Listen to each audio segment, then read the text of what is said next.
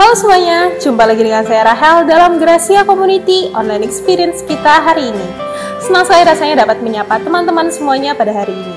Dan saya mengucapkan terima kasih untuk Anda semuanya, apapun latar belakang Anda. Baik Anda yang Kristen maupun Anda yang bukan Kristen, saya ucapkan selamat bergabung.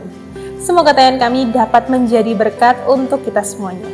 Karena Gracia Community Purwokerto adalah gereja untuk orang-orang yang tidak suka bergereja dan gerejanya orang-orang yang tidak sempurna. Nah teman-teman, beberapa hari ke depan kita bangsa Indonesia akan merayakan kemerdekaan Indonesia yang tepatnya akan jatuh pada tanggal 17 Agustus.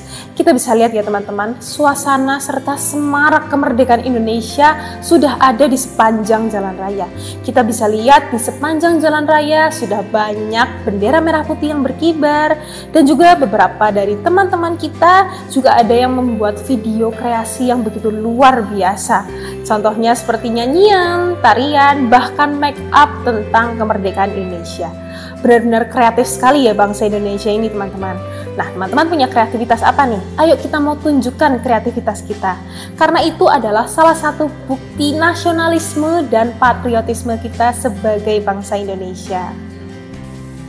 Nah, kemerdekaan Republik Indonesia tidak lepas dari perjuangan dan kegigihan para pahlawan kita untuk meraih kemerdekaan Indonesia.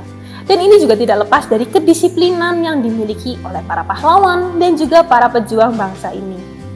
Salah satu kedisiplinan diri adalah kedisiplinan rohani, di mana kita hidup bukan hanya kita saja yang berperan secara fisik, tetapi kerohanian kita pun juga perlu ikut berperan.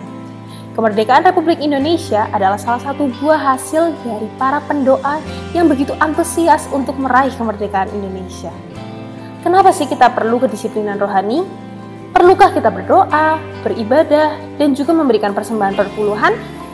Kita akan simak jawabannya bersama-sama dari firman Tuhan yang akan dibawakan oleh Ibu Pendeta Lois dengan tema The Better Me Part 3 dengan subtema kedisiplinan rohani.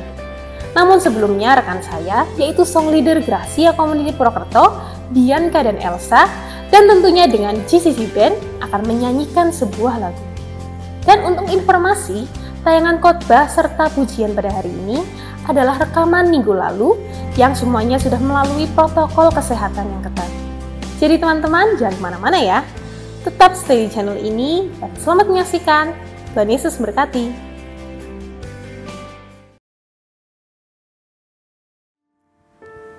Dengan segenap hati kita,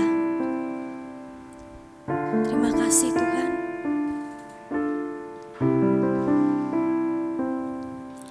Di dalam kelemahanku, sempurna kuasa-Mu. Hebatnya tantanganku, lebih hebat Tuhanku. Ku berserah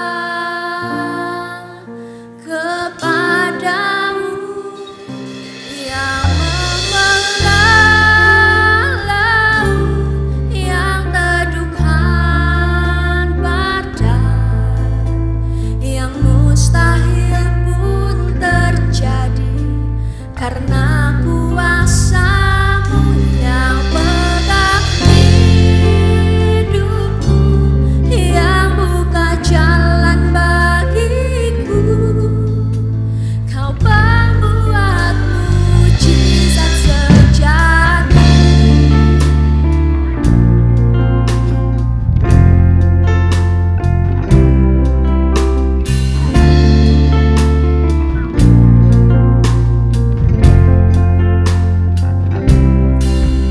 Di dalam kelemahanku,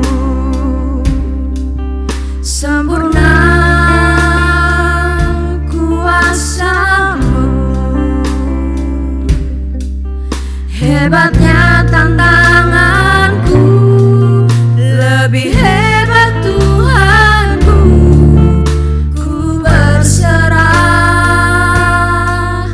kepadamu yang membelah laut, yang teduhkan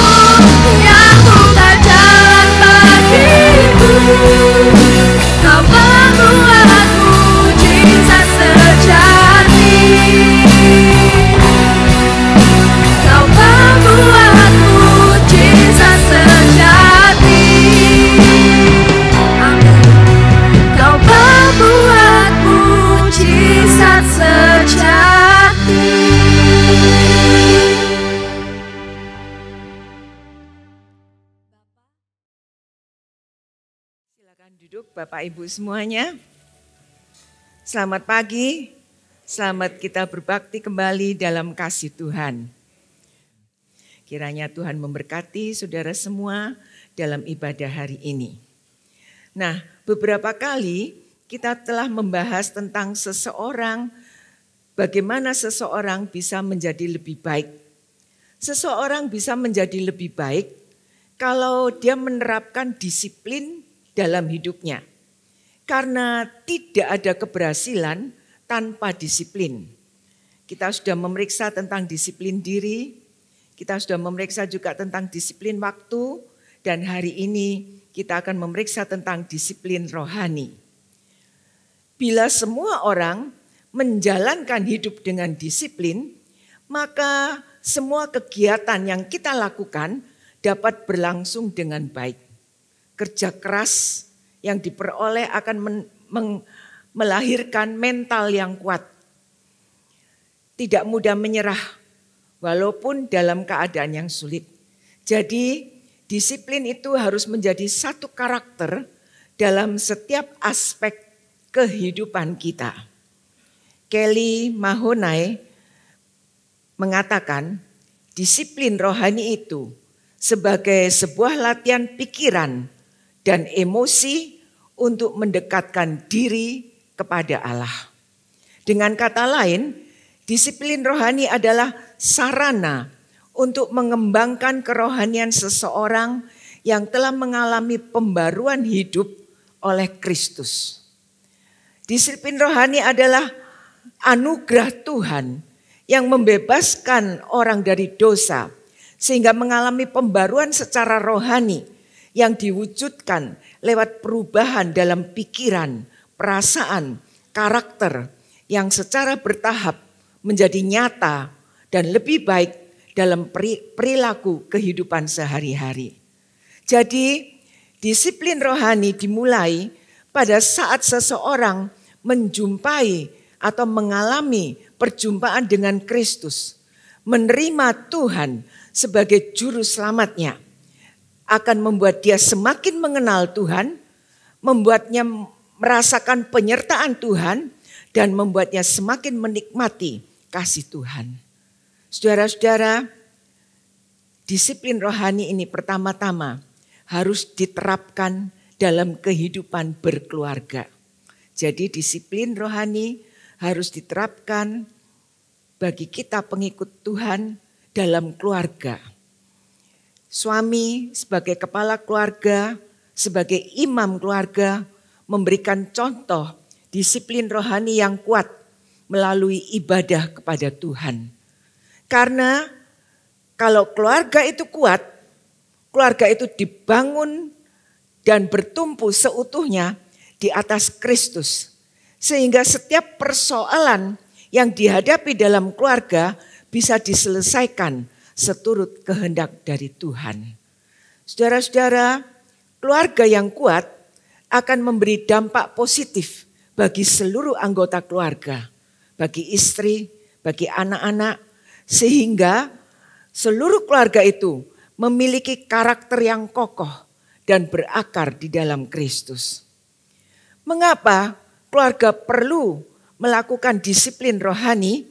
Karena sebagai orang-orang percaya, kita disebut sebagai murid Kristus. Nah, sebagai murid Kristus, kita tidak boleh berhenti dalam pertumbuhan rohani kita, tapi kita harus terus bertumbuh. Kapan kita bisa bertumbuh di dalam kehidupan rohani kita? Kalau kita melakukan disiplin rohani dengan baik. Disiplin rohani bukan hanya dikerjakan di dalam gereja, tapi disiplin rohani harus dikerjakan pertama-tama di dalam rumah tangga, di rumah kita masing-masing. Saudara-saudara, kalau kita membiasakan mendisiplin diri dalam hal-hal rohani di dalam keluarga kita, maka kita akan mendapatkan, kita akan melihat sebuah keluarga yang diberkati oleh Tuhan.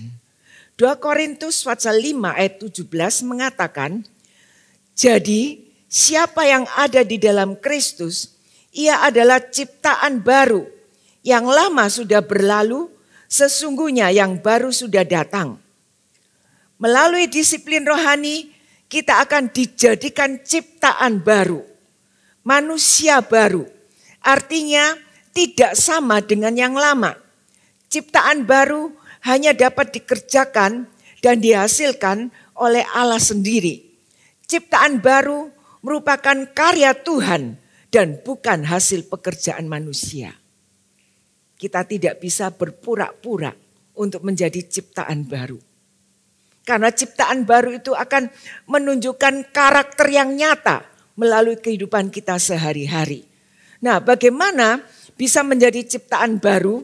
Kita harus ada di dalam Kristus. Memiliki kehidupan dengan dasar nilai-nilai Kristus. Dengan tujuan untuk memuliakan nama Tuhan. Kita bisa menjadi ciptaan baru karena itu merupakan karya Allah sendiri. Memberikan pembaruan dalam pikiran, dalam hati, dalam tingkah laku. Sehingga semua yang dibaru itu membuat kita layak bersekutu dengan Tuhan. Kita punya hubungan yang erat dengan Tuhan. Hubungan yang retak itu dipulihkan oleh Tuhan. Saudara-saudara, menjadi ciptaan baru merupakan hal yang luar biasa. Karena dirancang dalam pikiran Allah dan diciptakan oleh kuasa Allah bagi kemuliaan Allah.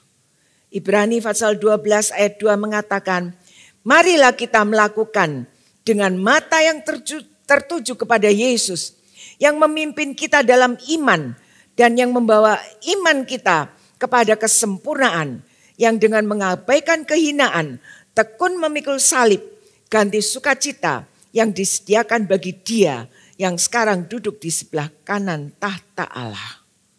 Haleluya. Saudara-saudara, apa yang dimaksud dengan bertumbuh dalam kesempurnaan? Bagaimana kita bisa sempurna? Bertumbuh seperti Yesus. Bertumbuh seperti Yesus ini hanya dapat dilakukan kalau kita berani mendisiplin diri kita. Kalau kita berani melakukan disiplin rohani. Melalui apa? Melalui ibadah kita kepada Tuhan. Pagi hari ini kita semua punya kesempatan untuk beribadah kepada Tuhan. Ini merupakan anugerah dari Tuhan. Kita tidak bisa beribadah kalau tidak ada anugerah Tuhan melimpah dalam kehidupan kita. Karena itu 1 Timotius 4 ayat 8 mengatakan, latihan badani terbatas gunanya, tetapi ibadah itu berguna dalam segala hal karena mengandung janji baik untuk hidup ini maupun untuk hidup yang akan datang. Paulus mengingatkan kita semua bahwa disiplin rohani dalam ibadah akan membawa banyak keuntungan, berguna dalam segala hal karena mengandung janji baik untuk hidup sekarang maupun untuk hidup yang akan datang. Kalau latihan jasmani membawa keuntungan bagi fisik kita, maka latihan rohani juga akan memberikan keuntungan bagi kerohanian kita. Saudara-saudara, kalau kita banyak melakukan latihan-latihan rohani melalui doa, pembacaan Alkitab dalam kehidupan sehari-hari, kita akan mengalami satu perubahan yang luar biasa dari Tuhan. Hidup kita tidak akan sama seperti waktu kita belum diubahkan oleh Tuhan. Nah, sebagai pengikut Yesus kita harus memiliki disiplin rohani yang baik. Kita harus melakukan hal-hal yang mendukung pertumbuhan rohani. Bagaimana ibadah kita kepada Tuhan itu menunjukkan seperti apa rohani kita kepada Tuhan. Bagaimana ibadah kita kepada Tuhan itu akan menunjukkan seperti apa kualitas hidup kita. Kualitas hidup saudara dan saya. Saat kita beribadah, mari kita mau beribadah dengan hati kita. Kita mau beribadah dengan hati kita. Mengapa? Karena Tuhan bisa melakukan segala sesuatu di luar dugaan kita. Kualitas hubungan kita dengan Tuhan akan menentukan kualitas rohani yang kita jalani kalau kita beribadah dengan hati kita. Jadi disiplin rohani ini juga berbicara tentang kualitas hidup. Apa saja yang termasuk dalam ibadah kepada Tuhan? Yang pertama, disiplin dalam bersekutu dengan Tuhan melalui pujian dan penyembahan. Kita diajak waktu kita hadir dalam ibadah, hal pertama yang kita lakukan sesudah host menyampaikan selamat datang dan lain-lainnya, kita diajak untuk memuji Tuhan. Saudara-saudara, kita harus melakukan ini dengan kesungguhan hati kita. Dengan satu kerinduan, saya ingin menyenangkan hati Tuhan. Saat kita memuji Tuhan, jangan kita memiliki sikap yang negatif terhadap Tuhan. Memiliki sikap yang negatif terhadap pembawa pujian. Karena itu tidak akan memberkati ibadah kita kepada Tuhan. Mazmur 150 ayat 2 mengatakan, pujilah Dia karena segala keperkasaannya. Pujilah Dia sesuai dengan kebesarannya yang hebat. Jadi di sini pemazmur menyatakan bahwa Tuhan berkenan dan sangat disenangkan atas pujian dan penyembahan yang kita naikkan bersama-sama. Pujian penyembahan yang kita lakukan itu harus lahir dari kedalaman hati yang tulus. Karena itu merupakan satu korban yang berbau harum di hadapan Tuhan. Daud mengatakan bahwa saat umat memuji dan menyembah Tuhan, Tuhan bersemayam di atas puji-pujian mereka.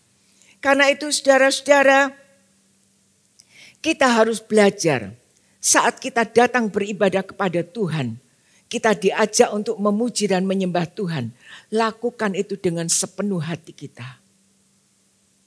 Lakukan dengan sepenuh hati kita. Saudara bisa merasakan zaman Tuhan, saudara bisa merasakan kuasa Tuhan mengalir dalam hidup saudara melalui pujian dan penyembahan. Ada orang yang mengatakan ke gereja tidak mendapat apa-apa. Karena apa? Karena hatinya salah. Dia bukan datang kepada Tuhan dengan hatinya yang baik, yang tulus, yang benar. Tapi dia datang kepada Tuhan tidak mempersiapkan hatinya untuk bertemu dengan Tuhan. Saudara-saudara, pujian penyembahan bukan hanya sebagai bagian dari liturgi gereja, tetapi menjadi momen perjumpaan antara Tuhan dan jemaatnya. Lawatan Tuhan terjadi begitu kuat dalam pujian penyembahan sehingga jemaat bisa merasakan nyata hadirat Tuhan. Saudara-saudara, kita bisa membayangkan Tuhan itu membuat kita sebagai manusia yang spesial. Kita punya pita suara yang luar biasa. Kita punya telinga yang bisa membedakan melodi-melodi. Kita diciptakan dengan tangan, kaki yang bisa bergerak dan bisa berjalan. Nah, gunakan semua itu untuk memuji Tuhan. Saat kita diajak untuk mengangkat tangan kita, angkatlah tanganmu, sebab kita bukan orang yang pansui. Kita masih bisa mengangkat tangan kita untuk menghormati Tuhan, untuk memuji Tuhan. Saudara-saudara, saat Tuhan bersemayam dan bertahta atas puji-pujian yang kita naikkan, saat itulah Dia bekerja melepaskan kuasanya untuk orang-orang yang menyembah dan memuji Tuhan. Kemenangan, kesembuhan, pemulihan, kekuatan, semangat hidup kita dapatkan saat kita memuji Tuhan. Ada kesaksian tanggal bulan Juli yang lalu, ada sepasang pengantin diberkati di sini. Suaminya orang Kristen, istrinya orang Buddha. Nah, mereka diberkati di tempat ini, saya hanya kenal pengantinnya saja. Saya tidak kenal kaum keluarganya. Saudara-saudara, waktu itu saya mengatakan kepada beberapa pengurus, nanti datang ya. Sebab ini yang kita kenal cuma pengantinnya saja. Tetapi pengurus itu kayaknya cuek. Ya. Jadi yang ada itu hanya saya, Bu Feni, Pak Santos, dan pengerja, lalu Ruth yang ada di belakang. Saudara-saudara, tahukah saudara, waktu upacara itu berlangsung, saya baru mendapat kesaksiannya minggu lalu. Karena itu saya berani saksikan. Ya, waktu upacara itu berlangsung, ada salah seorang anggota keluarga Waktu itu kita mengajak menyanyikan lagu Tuhan selalu menolongku. Dia bilang apa? Saya nggak bisa nyanyi lagu itu. Tapi saya menirukan setiap kata-kata. Saya ikut memuji Tuhan. Dan apa yang terjadi? Dia mengatakan, aku sepanjang ibadah pemberkatan, aku menangis. Aku beri besmili katanya. Tidak ada habis-habisnya. Saya merasakan, dia mengatakan, begitu hebat ya Tuhannya orang Kristen. Ya, begitu hebat Tuhannya orang Kristen.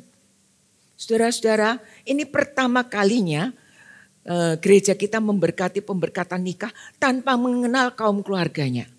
Gereja ini penuh dengan pengunjung yang tidak saya kenal. Hanya 2 orang sepasang pengantin itu saja.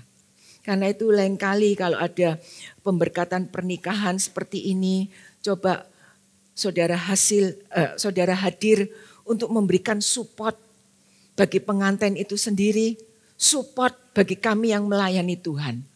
Saya benar-benar saat itu merasa seperti ditinggalkan.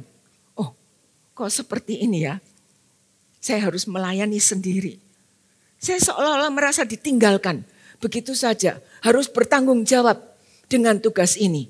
Saudara-saudara, suatu tugas yang Tuhan berikan bagi hamba Tuhan.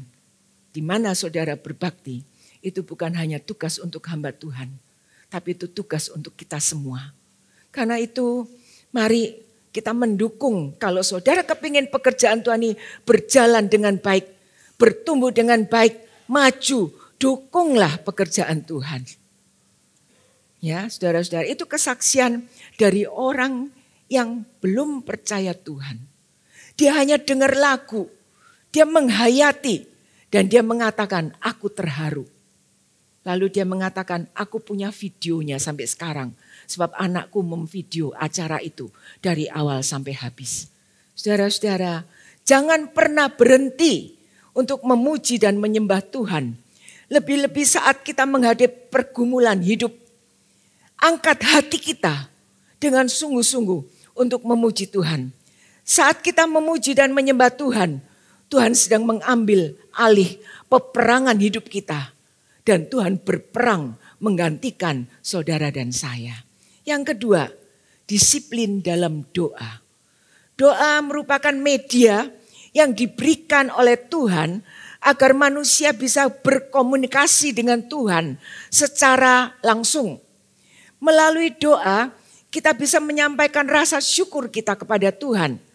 Permohonan kita, bahkan pengakuan dosa kita. Mungkin kita malu melakukan pengakuan dosa untuk terhadap sesama kita. Tapi kita bisa mengaku dosa kita di hadapan Tuhan. Tidak ada orang yang tahu. Saudara-saudara, disiplin dalam doa sama dengan kita menghormati Tuhan. Melalui doa kita dapat mengembangkan hubungan yang dalam dengan Tuhan. Disiplin rohani dalam doa membawa kita pada satu hubungan yang semakin erat dengan Tuhan. Melalui doa kita dapat merenungkan kekurangan diri kita sendiri. Kita dapat merenungkan kelebihan dan kebaikan Tuhan yang dinyatakan melalui pertolongannya untuk saudara dan saya. Karena itu 1 Tesalonika 5 ayat 17 mengatakan tetaplah berdoa. Ayat ini merupakan ayat yang singkat, paling singkat di dalam Alkitab. Tetapi mempunyai khasiat yang luar biasa. Semua pekerjaan yang kita lakukan di dalam dunia ini pasti akan berhenti. Pasti akan selesai. Hanya doa merupakan tugas yang tidak pernah selesai. Dan terus kita naikkan ke hadapan Tuhan. Kalau kita sudah membiasakan diri untuk berdoa saat kita hidup di dalam dunia ini. Kelak kalau kita sampai ke surga, kita juga sudah biasa untuk berdoa bersama-sama dengan Bapa di surga. Saudara-saudara, orang yang menanti-nantikan Tuhan dalam doa akan mendapat kekuatan baru. Ikut Tuhan tidak jadi lelah. Bila kita berdoa dan menanti-nantikan Tuhan, kita akan kuat seperti burung Raja Wali. Karena itu Mazmur 34 ayat 9 mengatakan, kecaplah dan lihatlah betapa baiknya Tuhan itu. Daud memiliki hubungan yang erat, dekat dengan Tuhan. Sehingga dia bisa menuliskan ayat ini. Kecaplah, lihatlah betapa baiknya Tuhan itu. Saat kita merenungkan ayat ini, kita menyadari bahwa Tuhan itu baik. Tuhan selalu mendengar doa-doa kita, menuntun langkah kita, dan memberikan pertolongan. Lewat setiap doa, lewat setiap saat teduh, lewat pujian yang kita naikkan, kita bisa merasakan nikmatnya berada di dalam hadirat Tuhan. Saudara-saudara, orang yang tidak suka berdoa akan mengalami hal-hal kecil. Tetapi orang yang suka berdoa akan mengalami hal-hal yang tidak terpahami. Tidak pernah kita pikirkan, itu akan kita alami. Kesaksian seorang saudara dalam ibadah doa yang kembali diadakan pada tanggal 16 Juni yang lalu, ya, dia mengatakan, ibu ini mengatakan, ketika aku dapat SMS mengatakan doa dimulai jam 5 sampai jam 6, saya berusaha untuk hadir. Padahal ibu ini sebelumnya tidak pernah hadir dalam ibadah doa sebelum pandemi.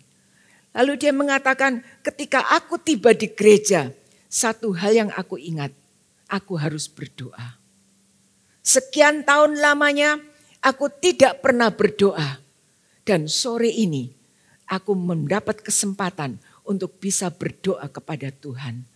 Saudara-saudara, dia mengatakan, saat aku memejamkan mata dan mengarahkan hati kepada Tuhan, aku merasakan hadirat Tuhan nyata, menjamah hidupku. Beban yang terasa berat dalam hidup ini seolah-olah diangkat oleh Tuhan. Dia merasakan kelegaan yang luar biasa. Aku gak bisa menjelaskan bagaimana rasanya Tuhan menjamah hidupku. Melalui doa saudara-saudara. Dan saya bersyukur kepada Tuhan sejak diadakan ibadah doa.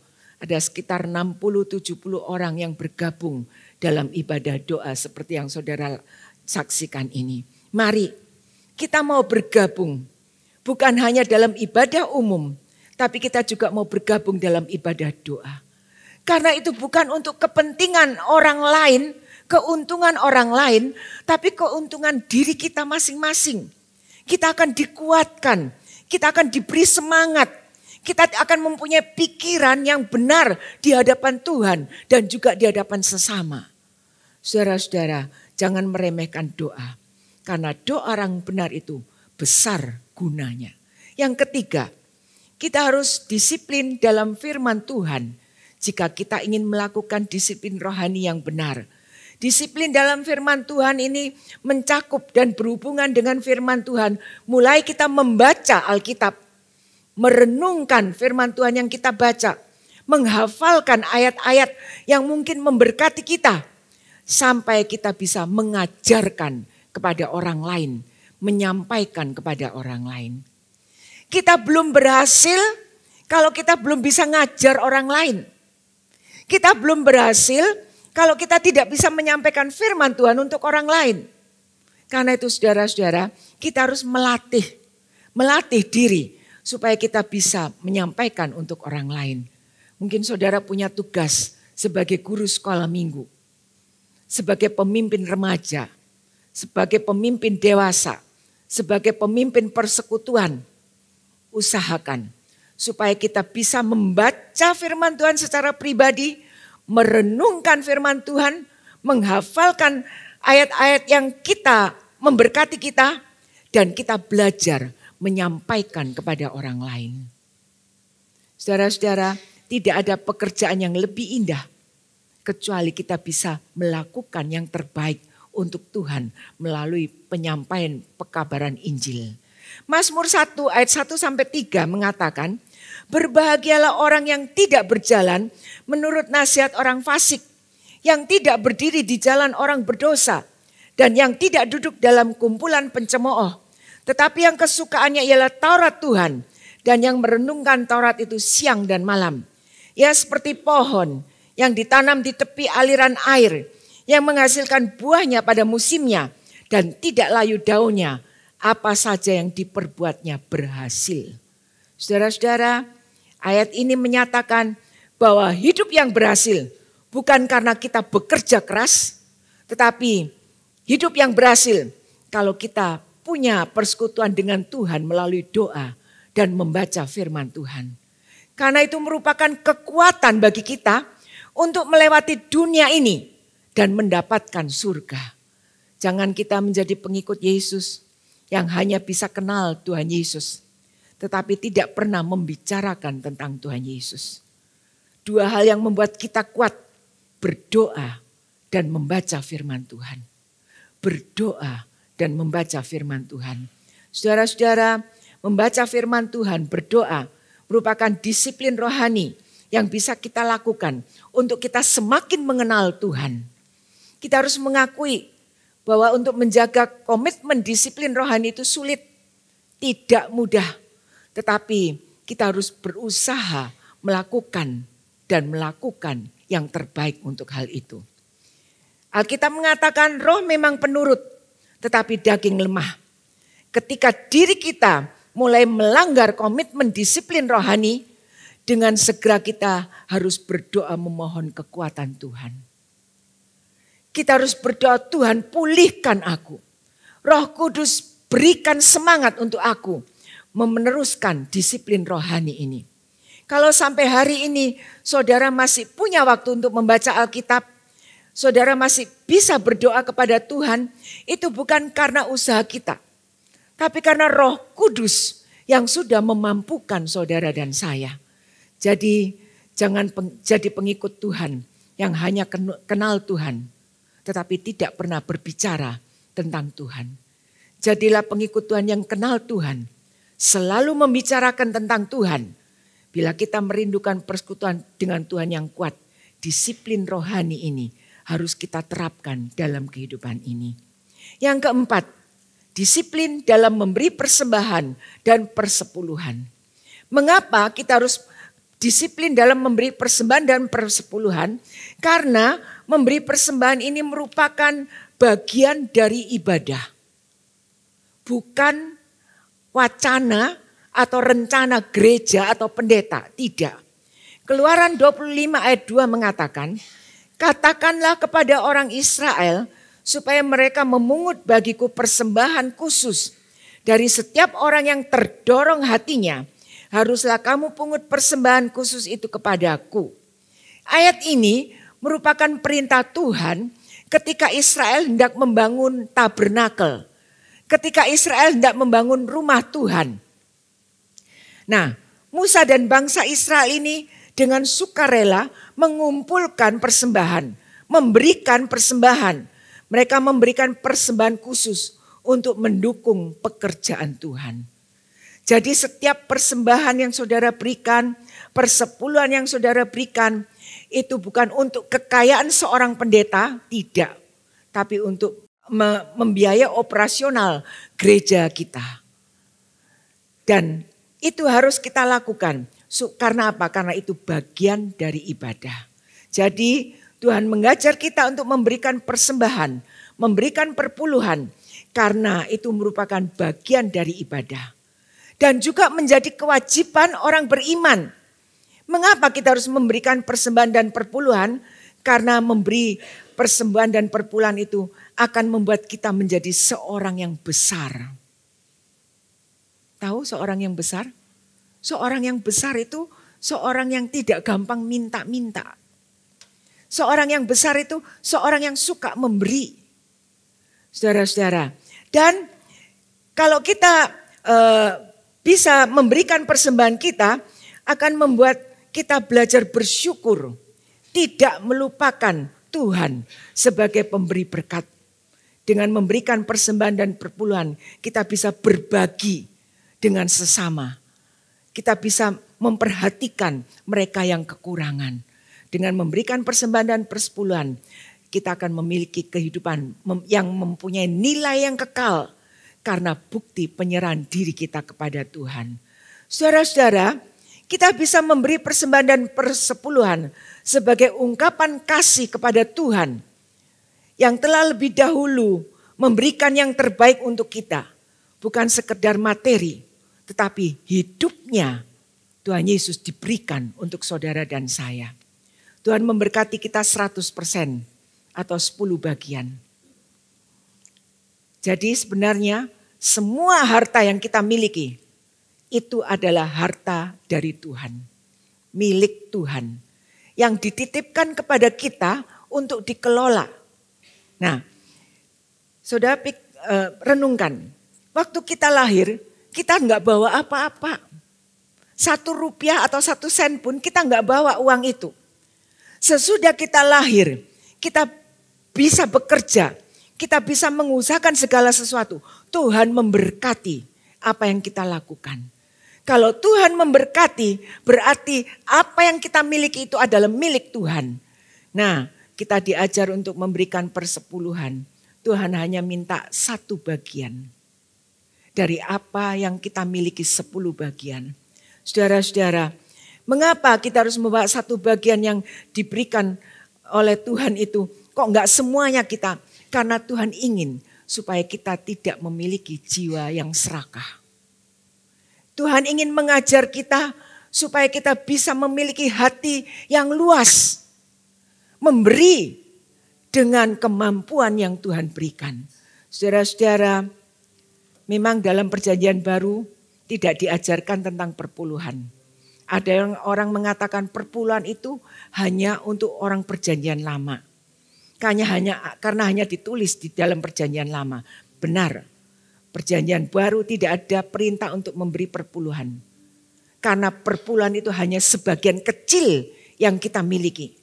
Perjanjian baru mengajarkan kita mempersembahkan seluruh hidup kita kepada Tuhan. Mempersembahkan seluruh hidup ini lebih besar daripada perpuluhan. Saudara-saudara, dengan memberi persembahan dan persepuluhan kepada Tuhan, kita harus memiliki hati yang tulus saat kita memberi. Jangan lupa, kalau kita memberi, bukan tujuannya supaya kita diberkati. Saya mendapat pelajaran perpuluhan ini dari nenek saya. Orang tua saya seorang pendeta yang miskin waktu itu. Umur 11 tahun saya sudah belajar untuk bekerja. Karena apa? Karena kalau ke sekolah lihat teman-teman bisa jajan, saya hanya diam saja dengan adik-adik saya. Timbul keinginan tapi nggak punya uang. Karena tidak pernah diberi uang oleh orang tua saya. Saudara-saudara, satu waktu saya berkata kepada nenek saya, "Mak, kasih aku modal lah, aku kepingin bikin aksesoris." Saya mulai belajar bikin bandu, bikin bros, ya kecil-kecilan. Anak umur 11 tahun bisanya apa sih ya? Ya. Lalu selesai itu saya bawa ke sekolah, saya jual ke teman-teman saya. Mereka beli. Nah, dari situ saya kumpulkan lagi modalnya, saya belikan bahan lagi. Keuntungannya saya bagi bertiga dengan adik saya. Kita bisa jajan kalau ke sekolah. Tapi nenek saya berkata begini, "Kamu dapat hasil pertama kok dibuat jajan. Kembalikan." Ya, lalu saya disuruh kembalikan. Lalu nenek saya mengatakan, "Belajar beri perpuluhan." Loh, perpuluhan kan cuma buat papa saya bilang gitu. Kan cuma buat papi, buat apa? Gak perlu, saya bilang. Lalu nenek saya bilang, "Salah. Perpuluhan itu kita berikan untuk Tuhan, bukan untuk papamu." Lalu saya merenung-renung untuk Tuhan. Tuhan gak perlu, Mak, saya bilang gitu. Tuhan gak perlu, Tuhan sudah memiliki segala sesuatu. Lalu nenek saya tetap ngotot karena dia itu orang dari RRT ya, ngomongnya pelo-pelo. Dia hanya bilang begini, "Pokoknya kamu harus memberi perpuluhan kepada Tuhan." Lama-lama ya saya manut ya, sebab dia yang kasih saya modal. Kalau saya nggak manut nanti saya nggak dikasih modal lagi. Nah, akhirnya saya terapkan. Dan memang Tuhan itu tidak pernah meninggalkan saya. Apa yang saya jual itu laku. Saudara-saudara, waktu saya masuk ke Purwokerto tahun 70, karena saya sudah biasa memberikan perpuluhan, lalu ketika saya masuk ke Purwokerto, ya, bendahara menunjukkan persembahan kepada saya, lalu saya katakan, "Loh, nggak ada yang kasih perpuluhan ya?" Saya katakan pada suami saya, "Kok nggak ada yang kasih perpuluhan ya?" Terus suami saya bilang, "Udah, mereka belum mengerti apa itu perpuluhan."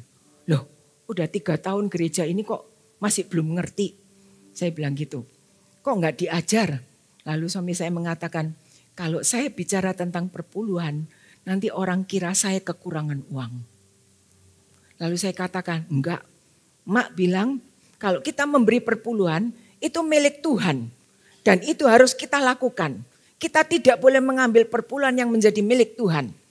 Nah, saudara-saudara, lewat beberapa waktu, ya, saya tiap minggu hanya dikasih 300 perak. Waktu saya punya anak Hulda, saya dapat 1000 perak. Ya. Nah, waktu itu saya terima 1000 perak pada hari Minggu sore. Belum saya tukarkan buat belanja. Ada seorang pemuda di Kalibener yang sakit gigi sampai mukanya itu bengkak sebelah. Lalu saya dan suami saya ke sana. Rencananya mau kasih sedikit berkat. Tapi karena uang itu belum ditukar, ya saya kasihkan semua. Lalu suami saya waktu pulang dari sana, dia bilang, turun di pasar ya mau belanja. Enggak, mau belanja pakai apa, uangnya enggak ada. Saya bilang begitu, loh kok bisa enggak ada? Ya tadi kita kasihkan semua. Terus ya udah kita diam aja, kita pulang. Di rumah ada pengerja, ya mereka mungkin lihat saya kok enggak bawa belanjaan, enggak bawa apa-apa, enggak beli beras, ya. Saya bilang pada mereka, hari ini puasa semua. Ya, saya bilang hari ini semua puasa. Tapi tiba-tiba jam 11:30 ada tukang pos datang. Dia kirim wesel ya untuk kami 25.000. 25.000 dulu itu besar saudara-saudara. Sampai hari ini saya tidak tahu siapa yang mengirim wesel itu. 25.000, saya memberi 1.000, semua milik saya berikan. Tapi Tuhan ganti dengan 25.000. Kita menerima berkat itu, kita menangis, lalu suami saya pergi ke kantor pos untuk ngambil uang itu. Dan kita bisa belanja, beli beras dan lain-lainnya. Saudara-saudara, dan memberikan perpuluhan itu saya lakukan sampai hari ini. Saya tidak pernah putus memberikan perpuluhan. Bukan hanya perpuluhan, suami saya mengajarkan sebelum dia berangkat ke surga. Dia sering membantu pendeta-pendeta yang melakukan perintisan di desa-desa. Dan itu saya lakukan sampai hari ini. Minggu lalu, saudara-saudara, saya lagi mikir, wah ini yang harus dikirim ini banyak sekali. Tapi saya nggak punya uang. Terus terang minggu lalu itu saya nggak punya uang. Ya, lalu saya cuma diam aja, saya cuma berdoa, Tuhan, kalau Tuhan menghendaki saya mengirim berkat untuk hamba-hamba Tuhan di pedesaan, Tuhan sediakan berkat. Minggu itu juga Tuhan memberikan berkat. Sehingga hari Senin saya bisa membagikan berkat itu kepada hamba-hamba Tuhan yang memerlukan. Saudara-saudara, kita tidak perlu takut kalau kita memberikan perpuluhan lalu uang kita kurang. Tidak. Karena itu memang bagian dari Tuhan yang harus diterima oleh Tuhan. Dan harus kita lakukan supaya apa? Bukan supaya kita diberkati. Saudara ingat nenek saya mengatakan, kalau kamu memberi perpuluhan kepada Tuhan, berarti kamu menyenangkan hati Tuhan yang adalah Bapakmu, Bapak di surga. Seperti orang tua menyayangi anak. Kalau anak itu taat, orang tua itu tidak akan segan-segan memberikan berkatnya untuk anak-anak. Demikian juga dengan kita dengan Tuhan. Saat kita memperhatikan Tuhan, saat kita memperhatikan pekerjaannya, Tuhan sebagai Bapak kita, Tuhan juga akan melihat apa yang kita lakukan. Dan Tuhan akan memberkati kembali apa yang kita lakukan untuk Tuhan. Saudara-saudara, sebagai pengikut Yesus, jika kita ingin sungguh-sungguh hidup dalam Tuhan, kita tidak boleh menghindar dari disiplin rohani. Ketika kita melatih diri kita lewat ibadah, lewat doa, lewat saat teduh, lewat membaca Alkitab, lewat mempraktekkan firman Tuhan, memberikan persembahan dan perpuluhan dengan benar. Di situ kita sedang membangun relasi yang erat dengan Tuhan. Walaupun tantangan dan godaan selalu ada, Tuhan sendiri yang akan memampukan saudara dan saya. Miliki disiplin rohani yang baik. Karena disiplin rohani itu memberikan keuntungan bagi kita semua saat ini maupun yang akan datang. Bahkan sampai kita masuk dalam kekekalan. Selamat melakukan disiplin rohani dan menikmati penyertaan Tuhan setiap hari dalam hidup ini. Amin. Mari kita berdiri bersama-sama, kita nyanyikan sebuah lagu, Oleh Karena Kemurahan Tuhan.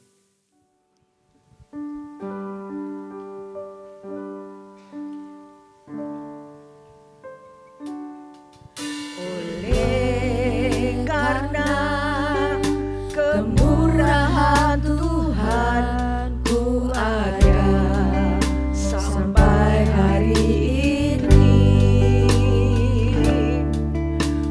Oleh karena kebaikan Tuhan, janji-Mu terjadi bagi. Oleh karena kemurahan Tuhan.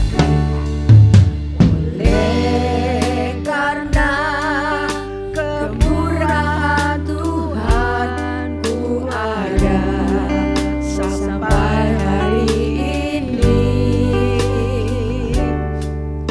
Oleh karena kebaikan Tuhan, janji-Mu terjadi bagiku.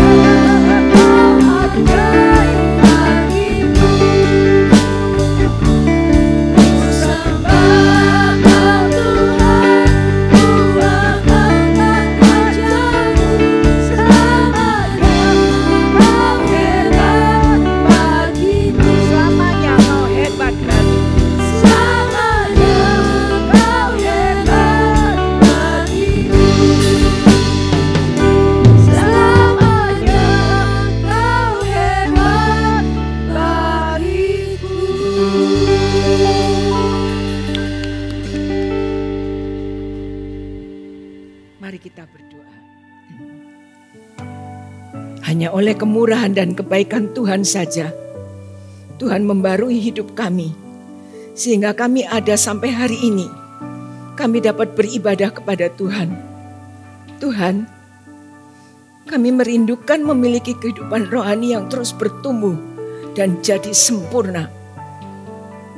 Semua itu dapat tercapai kalau kami mau belajar dan menerapkan disiplin rohani dalam hidup kami masing-masing. Saat kami datang kepada Tuhan dalam ibadah, kami mau datang dengan hati kami, sehingga kami bisa benar-benar fokus kepada Tuhan saat kami beribadah. Terima kasih Tuhan, karena dalam ibadah kami dapat memuji dan memuliakan nama Tuhan. Karena Tuhan bertahta di atas puji-pujian yang kami naikkan kepada Tuhan dengan kesungguhan hati kami. Tuhan juga mendengar doa-doa, keluhan hati yang kami panjatkan kepada Tuhan. Melalui doa kami mengalami hal yang besar yang tak terpahami yang akan Tuhan nyatakan. Jadikan kami semua murid Tuhan yang menghargai firman Tuhan. Sehingga saat kami harus berbicara, kami juga bisa menyampaikan hal-hal yang baik kepada sesama kami yang membangun dan tidak membuat orang jadi lemah. Tuhan, Engkau juga mengajar kami untuk memberikan persembahan dan persepuluhan dengan benar. Karena itu merupakan bagian dan penghormatan kepada Tuhan. Membuat kami menjadi orang besar. Belajar untuk selalu bersyukur. Tidak melupakan Tuhan memberi berkat. apa yang kami persembahkan kepada Tuhan mempunyai nilai yang kekal. Terima kasih Tuhan. Kuatkan dan mampukan kami untuk menerapkan disiplin rohani dalam hidup kami masing-masing. Sekarang Tuhan, kami akan menadahkan tangan kami, memohonkan berkat dari Tuhan. Tuhan sudah memberkati ibadah ini, Tuhan sudah memberkati kami semua yang hadir, Tuhan juga sudah memberkati pelayan-pelayan Tuhan yang melakukan tugas pelayanan hari ini. Kiranya berkat dan perlindungan Tuhan menyertai kami semua. Berkat dari Allah Bapa, Allah Anak dan Allah Roh Kudus menyertai gereja Tuhan, menyertai keluarga kami, menyertai anak-anak kami, menyertai usaha pekerjaan yang kami lakukan. Dan semua persembahan persepuluhan yang diberikan kepada Tuhan itu juga diberkati dengan berkat berlimpah. Kita katakan bersama-sama, dalam nama Tuhan Yesus Kristus, Juru Selamat kami sudah berdoa. Amin.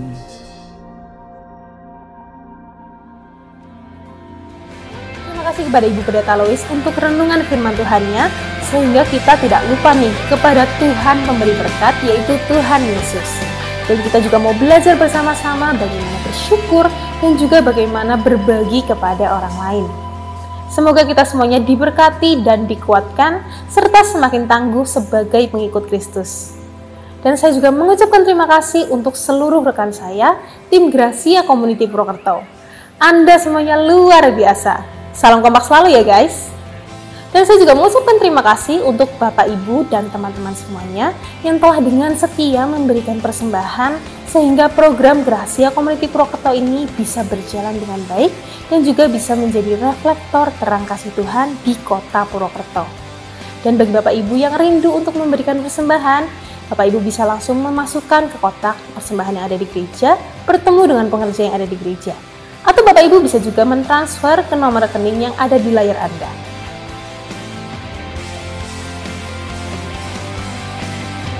Nah Bapak Ibu, walaupun pandemi ini sudah semakin reda, tapi Bapak Ibu tetap ya, kita mau patuhi protokol kesehatan dan kita memakai masker saat kita pergi keluar rumah, mencuci tangan dengan sabun, dan tentunya menghindari kerumunan. Kita mau lindungi diri kita, keluarga, dan juga Indonesia. Saya Rahel, sampai jumpa dalam online experience kita Jumat depan. Tuhan Yesus memberkati.